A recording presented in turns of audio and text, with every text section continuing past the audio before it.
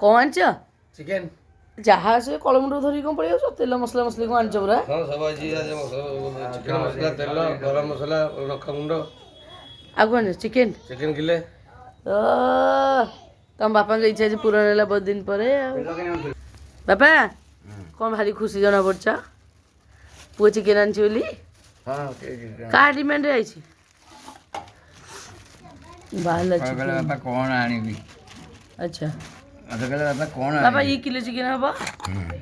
ହଁ ତମ ମୁଁ କହିଲି ତମ ଡିମାଣ୍ଡରେ ଆଇଛି ବୋଲି। ପଚାରିଲା ମୋତେ ସକାଳେ ହଁ କହିଲା ବାପା କ'ଣ ଆଇଁଷ କ'ଣ ଆଣିବ? ମୁଁ କହିଲି କ'ଣ କହିଲା କାଟିବନି ତାକୁ।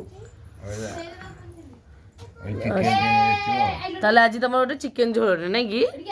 ସମସ୍ତେ ଖାଇବ ଚିକେନ ଝୋଳ କ'ଣ? ସମସ୍ତେ ମାନେ ତୁ ଖାଇବନି କି? ମୁଁ ଖାଇବିନି। ନାଇଁ କରୁଛୁ ନା ନାଇଁ ନାଇଁ ଚାଲ ହବନି ନାଇଁ ବକ ବକ ହବନି। ହବ ଅଳ୍ପ ତୁ ଖାଇବୁ ବିଲକୁଲ ନୁହେଁ। ନାଇଁ ନା ସେ ପ୍ରଦର୍ଶନ କରନା ହେଲେ ବୟସ ହେଇନି ଯେ ତୁ ଆଇଁଷ ଛାଡ଼ିକି ବସିବୁ ନା ନାଇଁ ନାଇଁ ଦେଇ ମୋ ମନ କହୁନି। ନାଇଁ ତୋ ମନ କହୁନି ମନକୁ କହିବ ନାଇଁ ତ ଆଜି ହଉଛି ଆମର ଚିକେନ ଝୋଳଟେ।